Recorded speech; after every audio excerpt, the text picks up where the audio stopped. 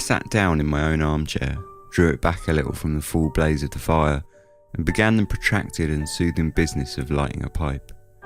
As I did so, I became aware that I had interrupted the others in the midst of a lively conversation, and that Oliver, and Will at least, were restless to continue.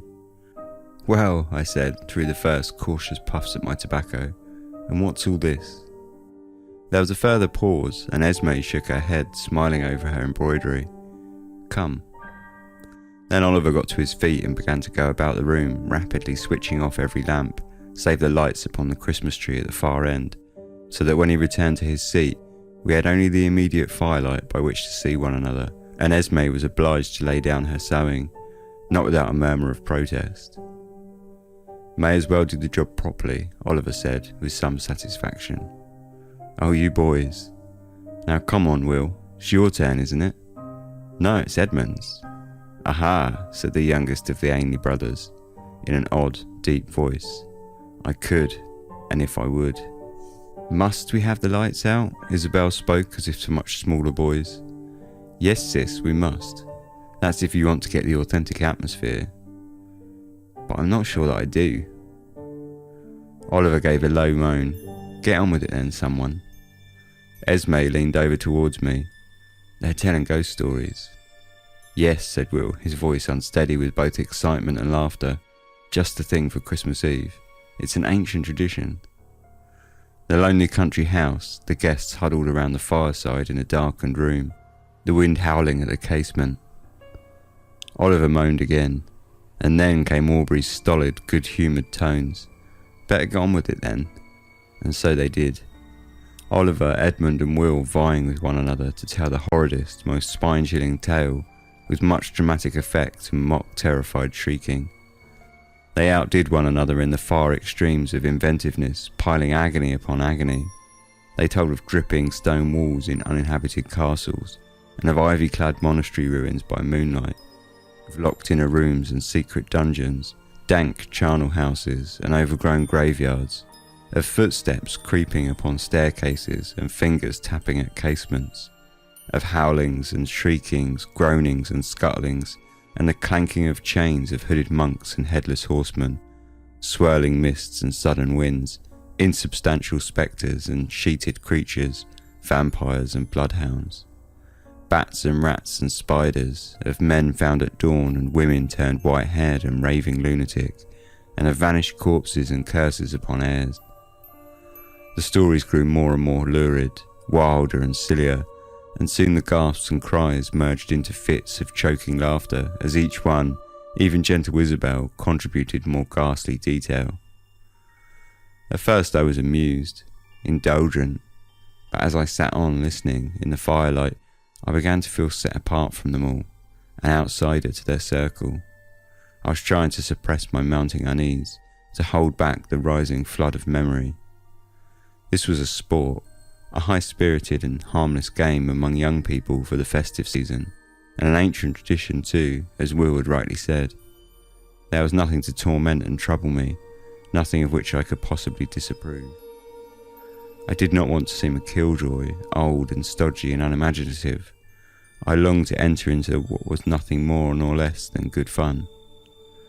I fought a bitter battle within myself, my head turned away from the firelight so that none of them should chance to see my expression, which I knew began to show signs of my discomfiture. And then, to accompany a final banshee howl from Edmund, the log that had been blazing on the hearth collapsed suddenly and, after sending up a light spatter of sparks and ash, died down so that there was near darkness, and then silence in the room. I shuddered.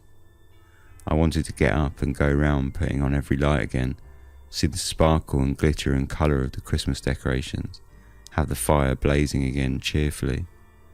I wanted to banish the chill that had settled upon me and the sensation of fear in my breast, yet I could not move. It had, for the moment, paralysed me, just as it had always done. It was a long-forgotten, once too familiar sensation.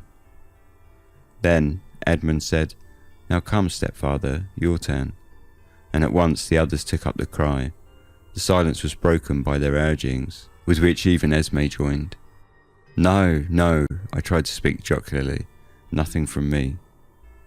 Oh, Arthur, you must know at least one ghost story, stepfather. Everyone knows one. Ah, yes. Yes, indeed.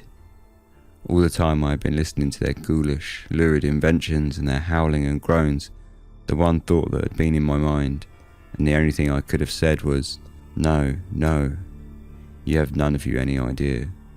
This is all nonsense, fantasy. It is not like this. Nothing so blood-curdling and decrepit and crude, not so laughable. The truth is quite other, and altogether more terrible.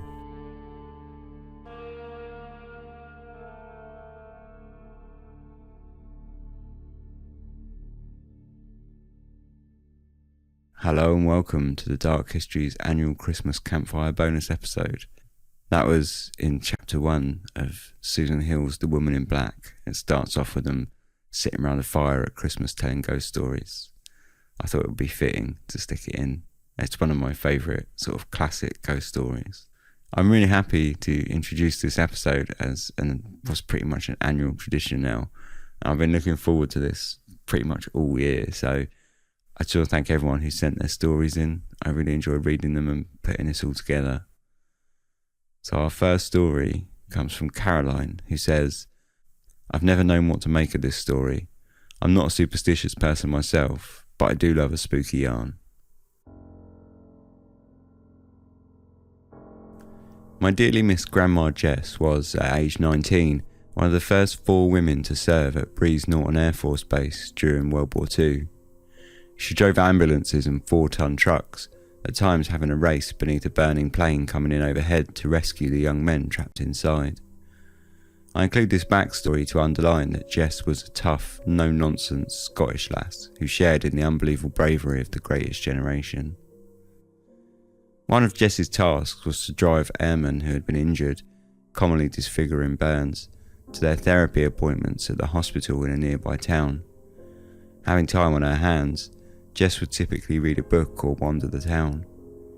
On a particularly warm afternoon, she climbed a small hill at the back of the hospital building. She described the hill as levelling out to a plateau at the top, where she took off her navy blue Air Force jacket, folded it to make a pillow, laid back in the sunshine and drifted off to sleep. Jess awoke sometime later, freezing cold, with little idea of how much time had passed. At that moment, she spotted a male figure in the middle distance, wearing dark clothing and seeming to beckon her. The figure moved oddly, as if gliding rather than walking, and it kept up the gesture, imploring Jess to follow as he made his way down the side of the hill. She said she didn't feel afraid and followed the path of the strange figure, who had disappeared by the time she reached the lip of the hill. Jess made it back to her truck, waited for her passenger, and never mentioned the strange occurrence to anyone. 30 years later, and Jess is hosting her eldest daughter, my mum Norma, and Norma's latest beau, a young Englishman. As they eat, drink and chat, it turns out that the young man grew up in the town where the hospital was situated during the war. Jess tells him that she came to know the town fairly well, and they laugh at the coincidence.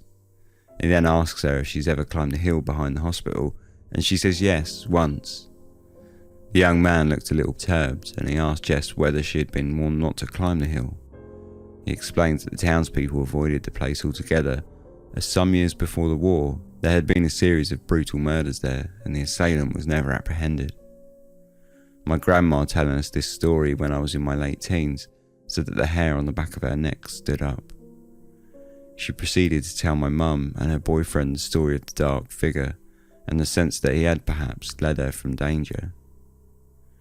Jess lived to the age of 94, and towards the end of her life, typical of people that age, would tend to repeat the same well-worn stories to our close-knit family. Never once did she go back to the hill behind the hospital.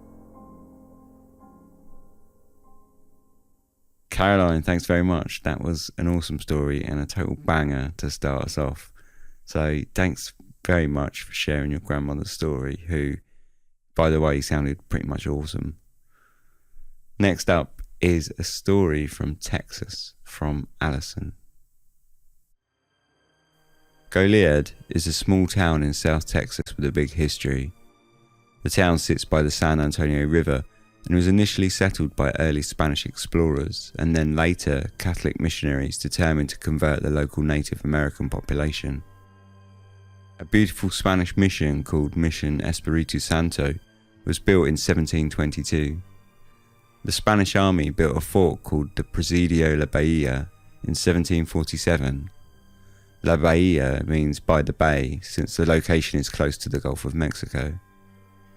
During the War for Texas independence from Mexico in March of 1836, General Antonio Lopez de Santa Anna of the Mexican army ordered the execution of over 300 men at the La Bahia fort. The event is called the Goliad massacre. A large statue sits on top of the mass grave to memorialise the deaths of the men. The fort and the mission are now historic landmarks and a part of the Texas State Park system. Visitors are welcome to tour them and also pay their respects to the mass grave. Quite a lot of people who live in the area are relatives of these men or of other soldiers who fought for Texas independence. I'm a direct descendant of two of these men, one on my father's side and one on my mother's. There are many local ghost story legends from the area due to the town's history. The Angel of Goliad is rumoured to be the ghost of a woman who managed to save around a dozen men from the massacre in 1836 by guiding them to the river and having them float to safety. Residents say she roams the grounds of the fort, still searching for soldiers to save. People living near the fort say they hear bullets firing and soldiers marching during the night. Guides at the park claim they hear Native American chants near the mission. Jumping ahead to 1902, the second largest tornado in Texas history struck Goliad and killed 114 people, injuring 250 more. One of the deaths includes an ancestor of mine, Pinky Lott. She was only 2 at the time of her death. My ancestors built a home in Goliad in the early 1800s.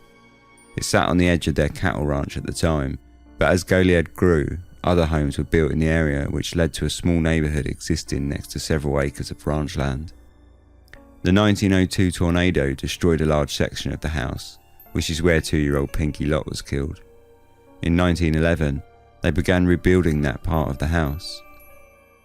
My great-grandfather and grandfather were there on the day it was finished, and they signed the date in the wet cement, September the 21st, 1921. Although my grandparents owned the house, they lived in the centre of the family ranch about 9 miles away. Other relatives lived there over the years until my immediate family moved into the house in 1987, the summer before my 8th birthday. Unfortunate circumstances led to my dad, mum and 2 older sisters to move out from our home in the nearby town of Beeville to Goliad, only 30 miles away. The house in Goliad had been empty for a couple of years after the deaths of elderly relatives in the early 1980s. They had lived there since the 50s and they'd not been very good at regular upkeep, so it certainly needed some airing out. It was dishevelled and rank of years of neglect and apathy. My mum hired a local man to restore some of the wood, repaint both inside and out, and replace some outdated curtains and fixtures. By the time school started in the fall of 1987, the house was close to its grand origins. It's a beautiful, large house. The ceilings are very high in most of the rooms, and the original hardwood floors are lovely. The kitchen has an original marble counter, the closet's made from solid, thick wood, and the rooms are huge. The bedrooms often feel like the drafty, large bedrooms of a castle from a Scooby-Doo episode. There are peculiarities as well. For one, there are hidden passageways. One leads from the master bedroom closet to one of the other bedrooms' closets. A built-in storage cupboard goes far into the sides of the wall and leads down between the hall and the kitchen. There's a passage behind a tiny closet in a bedroom that opens up behind the fireplace. There are also remnants of owners past. A round brass button in the floor under the dining table, when pushed with one's foot, rings bells in the kitchen and the servants' quarters located behind the house. My great aunt would press this button to call for a servant to bring her whatever item she deemed necessary. When we moved in, my mum had the button disconnected as it was annoying and it would sometimes go off on its own. Even after its disconnection, I could hear it go off in the night. There were also cords attached to bells high up the walls all over the house, in order for the owner to ring for servants. My mum had those removed as well. Still, we all would swear we could hear the bells ring from time to time. All of these things are pretty easily rationalised. However, one incident in the summer of 1990 is the only thing that keeps me from fully believing that ghosts do not exist. Due to its large size, my family installed intercoms in the kitchen, den and 2 of the bedrooms of the house so that we could communicate with each other from different areas. The intercoms were plugged into outlets, and to operate them, a person had to hold down a rectangular centre button and speak into the speaker. We used them to avoid having to make the trek from one end of the home to the other, or, as my mother hated, from having to scream at one another from across the house. At the start of the summer, my elder sister left for college, so it was just my middle sister, who was 16 at the time, my dad, my mum and I in the house. It was the middle of the night, around midnight to 1 a.m, while we were all sleeping, when a noise pierced through the silent house. It was a high-pitched, eerie voice came through the intercoms. The childlike voice asked over and over again, "Can you hear me? Can you hear me?" My sister jumped out of bed and immediately ran to my parents' room. The voice had woken my parents, and they are all together now, huddled in the bed, listening to the voice. My dad, rightly so, thought it was my voice on the intercom. He marched to my room to find me under the covers, trembling and unable to move from my bed. The voice continued as my dad was now looking me square in the face. The voice spoke slowly and almost seemed methodical as it waited patiently before asking again, "Can you hear me?" It never lost its temper, got louder or seemed frustrated. My dad carried me to my parents' room and he placed me in the bed with my mum and sister. He went to both the den and the kitchen and unplugged the intercoms. Still, the voice rang through the 2 remaining intercoms in the bedrooms, asking the same questions over and over. He unplugged them as well.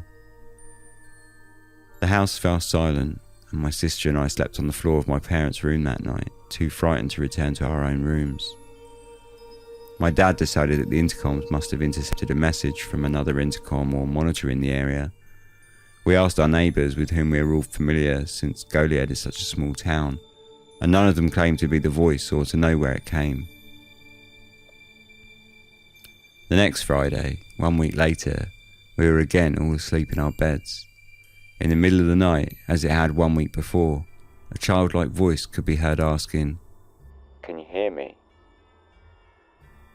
Unlike the week before, I wasted no time and sprinted to my parents' room. My sister too leapt into the bed with us. The voice repeated the question just a few times, and this time my dad did not seek out. We all waited there listening until finally it stopped, having only lasted about a minute. The next day my dad removed all of the intercoms from the house. We never replaced them and the voice never came back.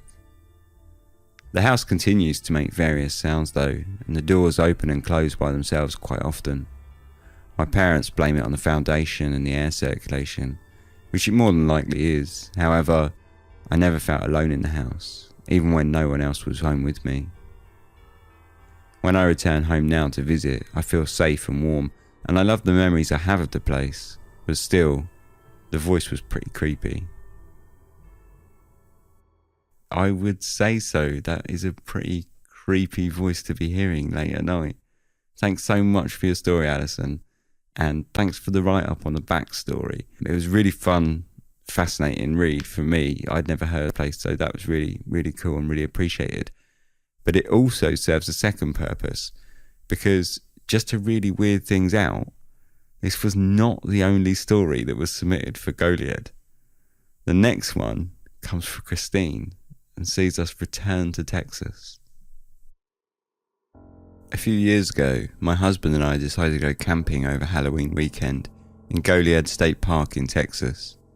This Texas State Park is located about a quarter mile from Presidio La Bahia, which is on the list of the top 10 haunted places in Texas because it's the location of the Goliad massacre.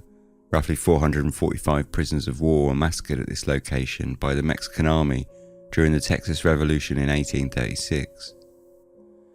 We didn't know about the ghostly activity in the area around the Presidio when we decided to camp in the park. At the time we made the camping reservations, we just thought we were lucky that the park was going to be relatively empty that weekend, Only 2 other campsites were booked.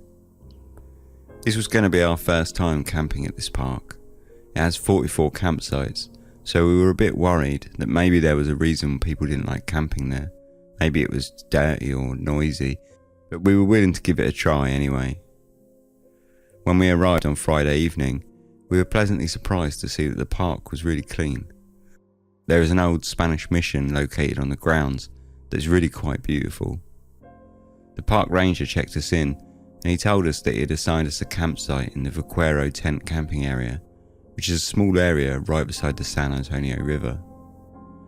We noticed that the other 2 reserved campsites were also in the same area, and when we asked why he was putting everyone so close together, he said, "It makes people feel more comfortable." We thought that was a strange comment, but we didn't argue.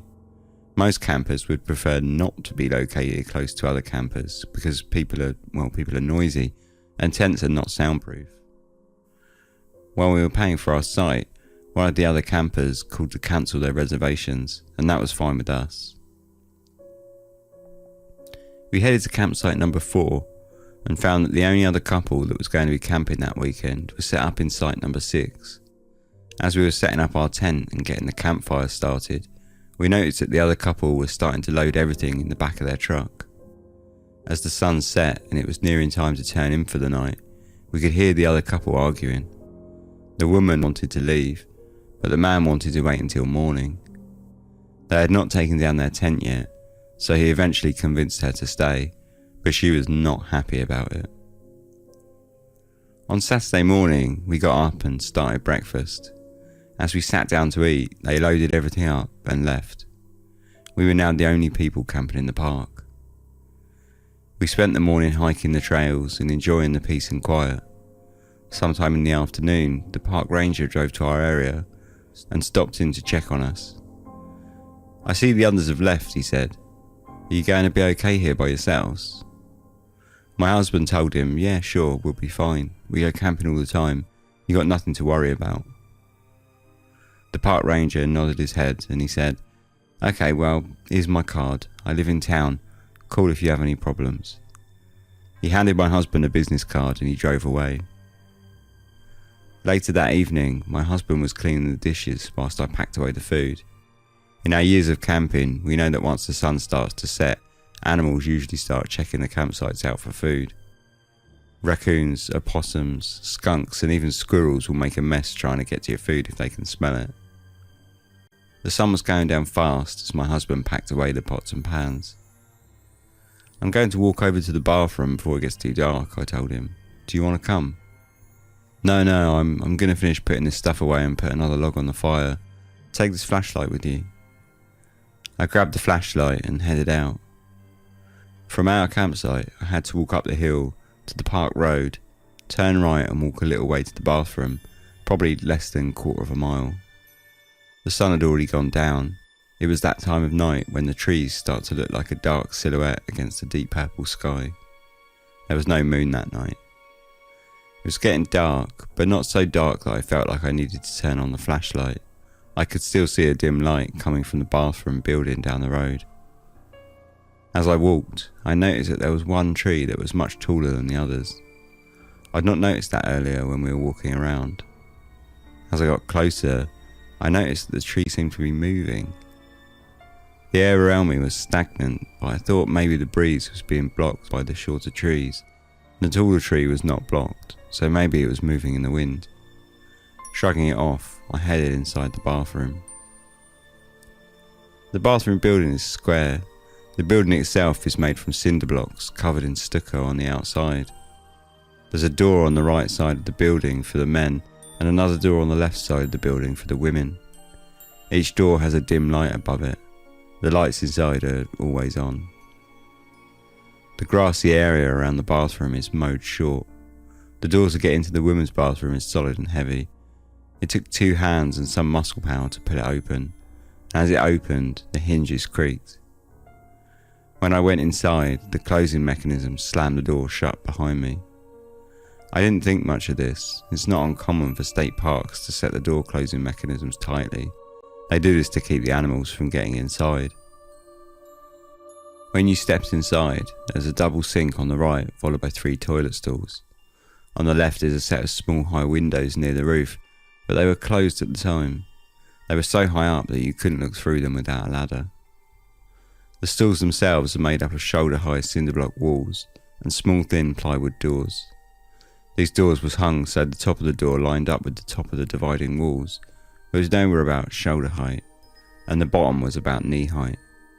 They didn't provide much privacy, as anyone walking up could see right over the door. As with any unoccupied public bathroom, the first thing I did was look in each stall to see which one was the cleanest. Deciding that the centre stall was my best option, I confirmed that I had toilet paper and I went inside to do my business. I'd just finished up and was doing the paperwork when the thin stall door rattled. It was like someone tried to push the door open, but it was locked. I could see that there was no one standing on the other side of the door, and I knew that I was alone in the bathroom because no one would have made it through the warlord main door without me knowing. But out of reflex, I said, "Just a moment." I stood up and looked around. I was alone in the bathroom. My heart was pounding and my hands were shaking as I pulled up my jeans and stepped out of the stall. I don't know why I did it, because I'm not one to believe in ghosts, but I held the stall door open for a moment and said, "It's all yours. Go ahead." Nothing happened, but I still held the door, just like someone was going in there. I then looked inside the 2 other stalls to make sure they were still empty, and they were. I tried to find a logical reason as to what would cause the stall door to rattle, but I couldn't come up with anything. There was no one else in the bathroom. The only other occupant was a tiny spider, but she stayed up near the light fixture above the sink, so I knew she didn't do it. The doors and the windows were shut, so there was no wind that could have blown down the door.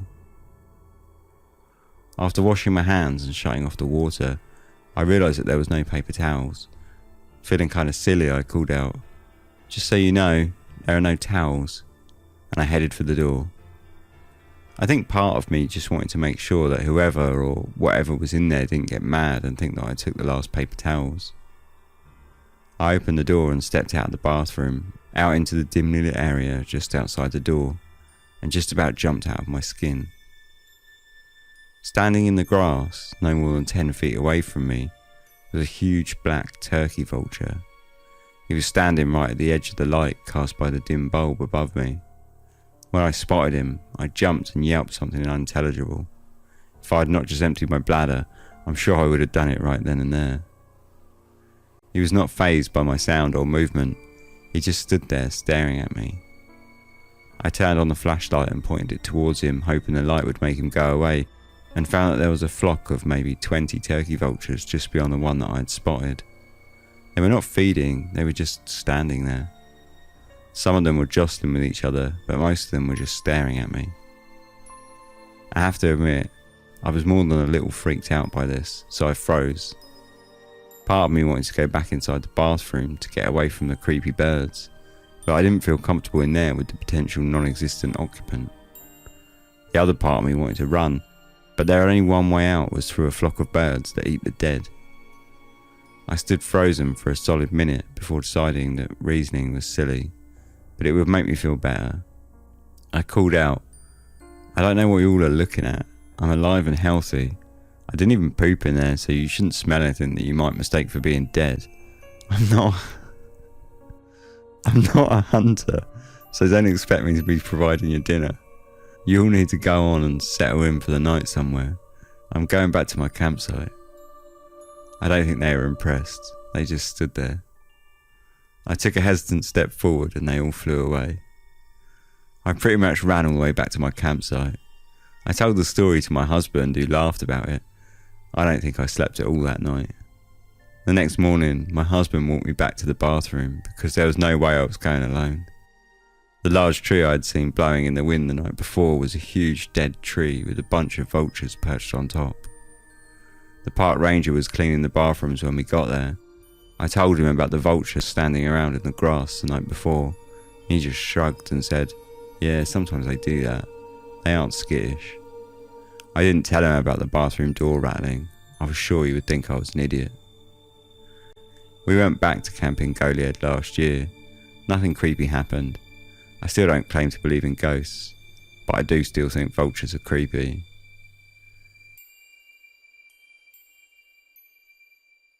Yeah, vultures are creepy, even Disney ones.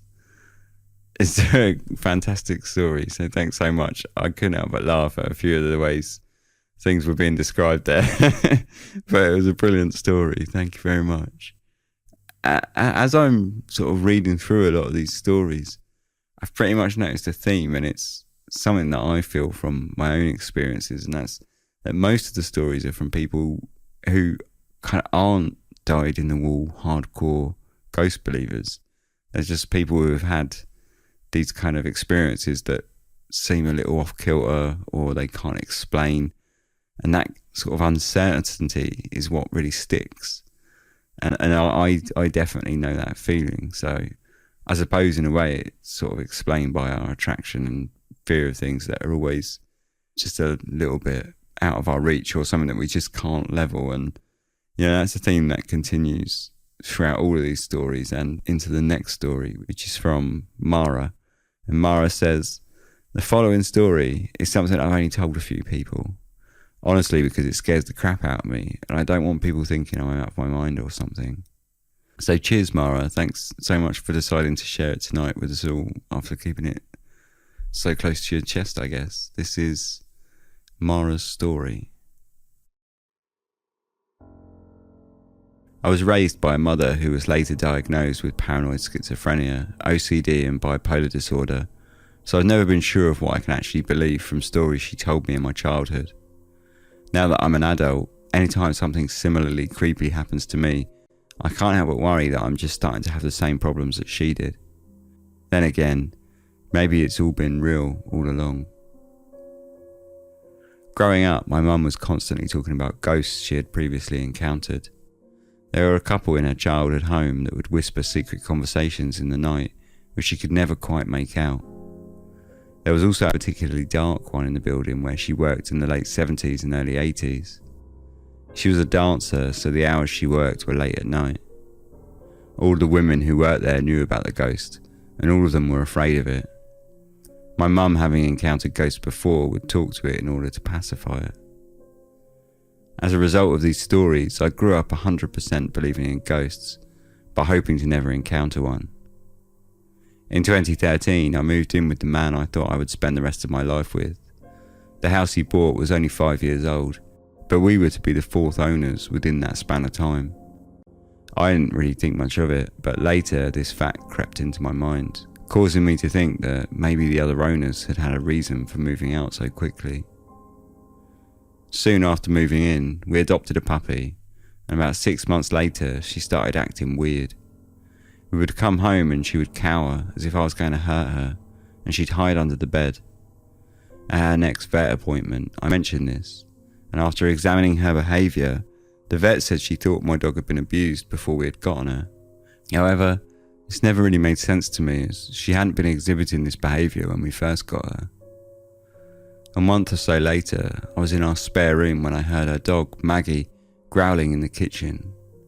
Her growl intensified, and it ended in a painful yelp, which sent her running my direction and hiding behind my chair. I was alarmed, as I'd never seen her do this before, so I slowly crept into the large open space that was our kitchen, dining and living room. As we walked in, Maggie stared up at the ceiling, shaking with fear. I didn't see anything, but was a bit curious as to why she was afraid of that particular spot on the ceiling. Over the next few days, Maggie continued this behaviour, and I would often find her tiptoeing frightfully past certain spots on the walls or the ceiling, continuously staring at them as though afraid of something was there. I've heard before that animals can see supernatural things better than we can, so I was already scared that this is what was happening. One day, we were home alone and she was exceptionally scared. For some reason, I started to get scared myself. I texted my friend who had mentioned before that she knew a medium and asked her about it. She told me to imagine a bright white light enveloping the house and killing anything dark. Sitting on the couch, I did as she said, and Maggie completely freaked. She yelped as though being hit,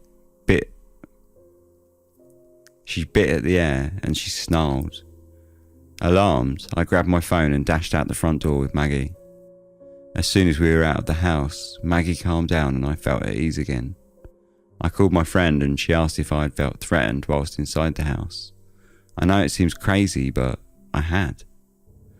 After telling her this, she got a hold of the medium she knew, who directed me to place a raw egg in each corner of that room for a full 24 hours.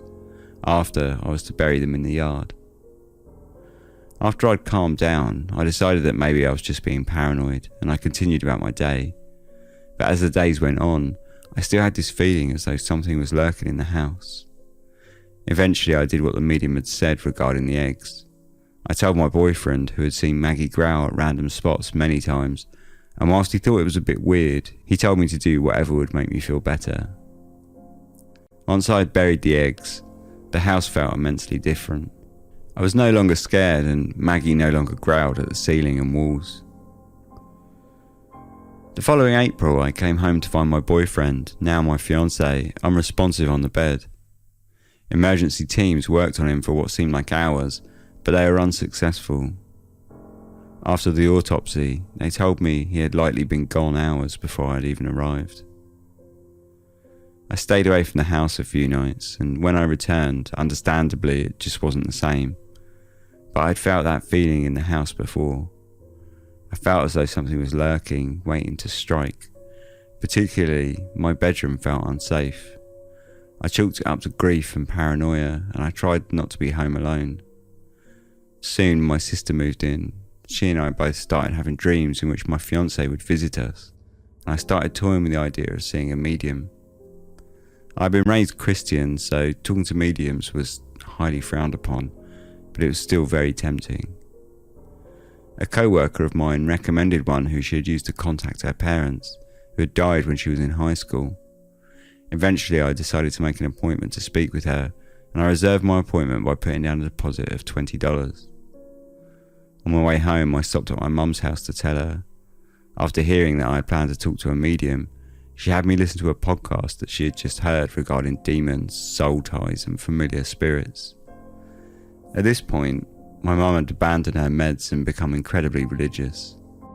All the same, I listened to the podcast with her.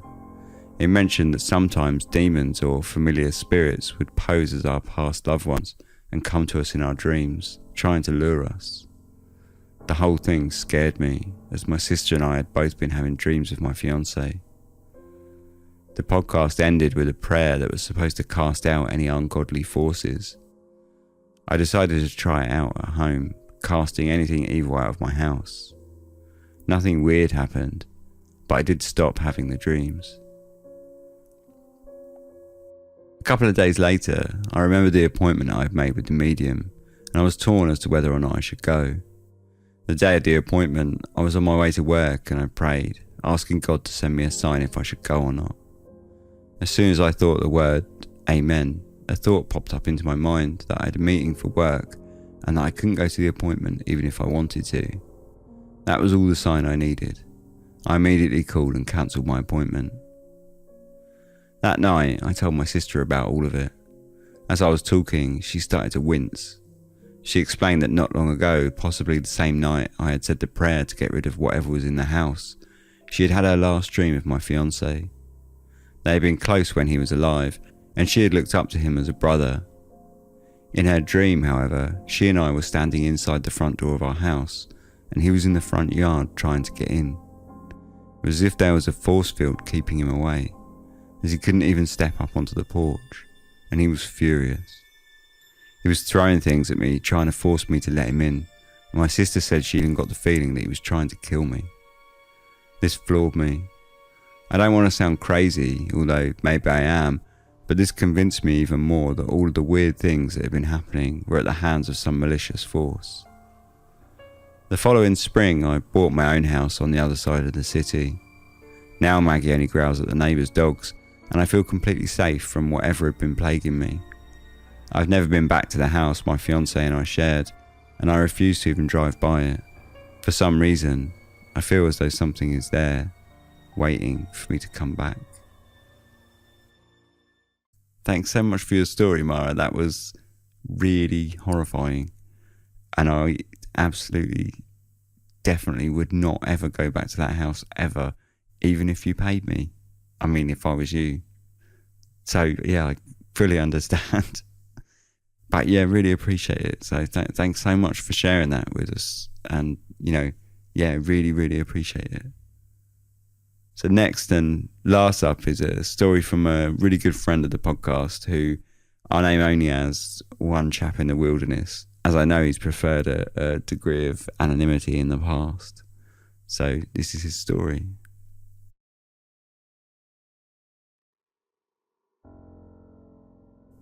In the summer of 2011, I had an experience that ultimately led me to investigate the preternatural. I'm not a ghost hunter exactly, although that sometimes is a part of it. That summer changed my perspective and it forced me to recognise what I had always really known. I started dating a girl late that spring and met her mother shortly after. She is a sweet woman and she instantly liked and approved of me. She said she knew I was a good person because she could read my energy and that I was sensitive in that I could recognise certain energy and that this energy was attracted to me. I crooked an eyebrow and was like, yeah, okay, alrighty, and I just carried on with my day. I was pretty fresh out of the army at the time and I just moved into the first place of my own. It was an old, fairly run-down trailer with a small overgrown yard. The trees and bushes were so bad that I couldn't walk through them at first. Also, there were beautiful flowers mixed in everywhere. It was clear that someone had once cherished and loved this property. It was, in its own little way, beautiful. That being said, it made me feel uneasy. The place creeped me out, but it was cheap. The trailer was set on a concrete foundation with an unfinished basement. The only access was through a trapdoor in the second bedroom down very steep and very narrow stairs. It was dark, dank, and it always sort of creeped me out. I'd always had trouble sleeping there. I slept mostly in the front room because I was scared of my bedroom. Every time I slept in that room, I had extremely violent nightmares. Several times when I slept in the bedroom, I would hear whispers in my ear. I mean, I could literally feel someone leaning down to my ear. I just knew that someone was there, although the words were always just beyond what I could make out. I was scared to even go down the hall. Once, casually walking down to the bathroom, out of the corner of my eye, I swear I seen a man standing in front of the window. He was tall and old, wearing a brown suit. I always felt that I was being watched. I heard sounds like someone hit the side of the house and the walls, and when I ran outside many times looking for someone, but there was just never anyone there. Always out of the corner of my eye, I would catch something black watching me, always just silently watching. This went on for weeks, getting worse and worse. I told the girl I was with all about it, of course, and she told her mum. I truly thought I was losing my mind. Across the hall from the second room was a large window. I started down the hall one night for the bathroom. I made 3 steps to the doorway of the second bathroom. I made 3 steps to the doorway of the second bedroom, and in a blink, a hand was on my head pushing me hard to my left, and I was off my feet, pushed hard into the window. I hit my head on the pane and put my left arm through it. I was knocked out for a minute, and I needed 8 stitches for my arm. To this day, I still have the scar. My girlfriend's mum asked to come over. We had talked about what was going on as it had happened. She had told me that she was a medium, as well as her friend, who later I became good friends with, and she said that they might be able to help. They came over and they did help. A lot happened, so I'm going to try and summarise what they found. The property was bought by a couple in 1978. It was meant to be their retirement home. They didn't have a lot and they made the best of it. The woman loved gardening, hence the jungle outside. They passed away sometime in the 90s. The woman first in the trailer and the husband shortly after. The woman was at the house looking after the jungle and flowers. Recognising that I could sense her, I don't know what it is I do.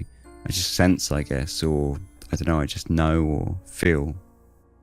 Anyway, she had pestered me to look after her garden and later tried to thank me for doing just that.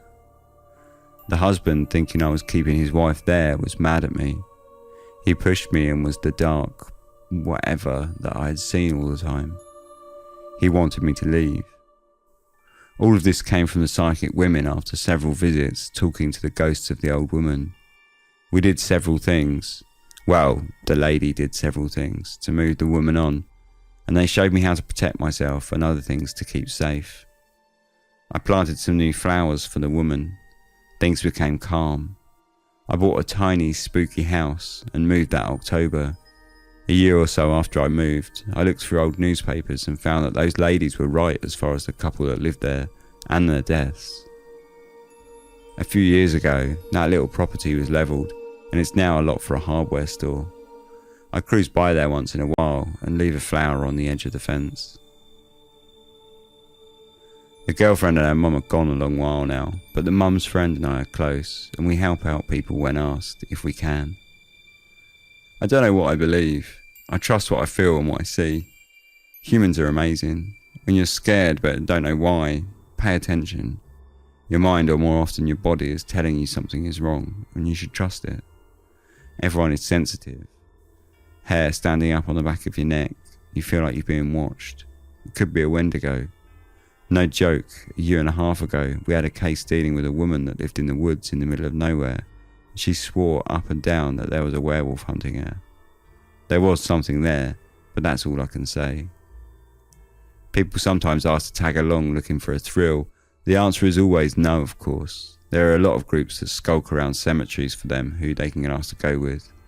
But I tell them earnestly, be careful. You can't unsee what you've seen, and you can't unknow what you know. All of this falls under the heading that the world is more than we know. I'm happy for that, because how boring would it be if it wasn't? Merry Christmas and Happy New Year. Cheers. Yeah, cheers. And thanks so much for your story. And I think it's pretty much a good a note as any to wrap this episode up. So thank you so much, everyone, for your stories.